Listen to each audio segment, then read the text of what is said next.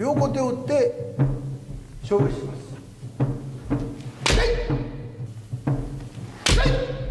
引いた瞬間をすぐ一本割りっていう有効打倒の条件に当てはまります。上段に対する中段の構えは、上段が下ろす面と小手両方を防ごうという構えだと、小手を攻められ面を打たれるし、面を攻められて小手を打たれたりします。従いまして、普通定石的には小手なら小手を完全に隠して、相手の面、技は面しかいけないということで戦った方が上段としての攻防はやりやすいと思います。その時の牽制のつけ方は拳という教えがありますが、応用的には相手の小手の外れぐらいにつけた方が相手から小手が見えません。小手を下ろそうという気にはならないと思います。従いまして、あとは面を狙うしかありませんから、相手の面と戦うっていうつもりぐらいのこの平正眼といいますが、この構えの方が戦いやすいと私は思います。上段に対しての攻め方をやってみたいと思います。まずこの平正眼から突くぞという突きをプレッシャーを見せると、相手の手元が降りる人がいます。そういう時には突きを突くぞというやつ感から降りた両小手を打って勝負します。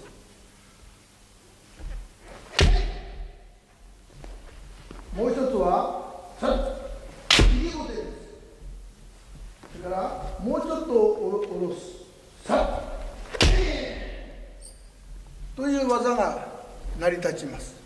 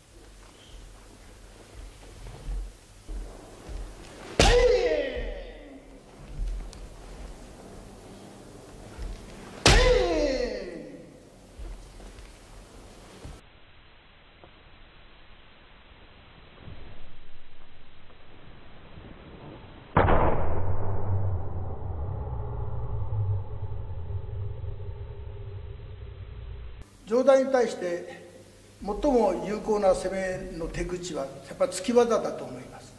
その突きを突く時の要領をちょっと説明したいと思います。まず小手を切るぞってプレッシャーをかけます。ここから突くんですが、ただ手突きだと成功率は悪いですね。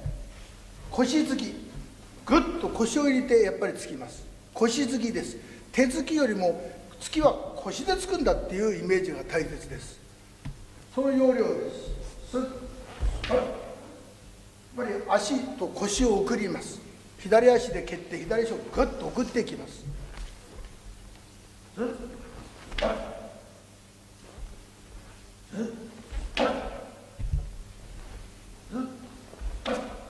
小手を攻めて、相手が小手を守ろうとした瞬間をずーっと腰につきます。スースタッ、要領とすればスッスタッと入ります。こういう要領で入ったこの突き技を覚えると相手が非常に脅威になるんです。戦いながらずーっとスパッ、スピード当ててスパッ、小手を攻めて相手が引いたらずーっと腰が入ってきます。これからスースパッ、腰突きです、ね、手でつくんですが、足腰で腰でつくっていうイメージの方が成功率高いです。それにその方が威圧感があります。スースパッ、悪い例、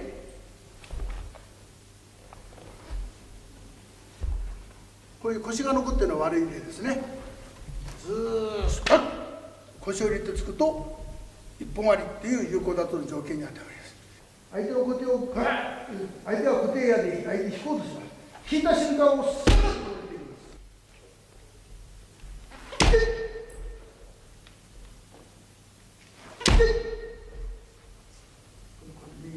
今固定攻めてつき、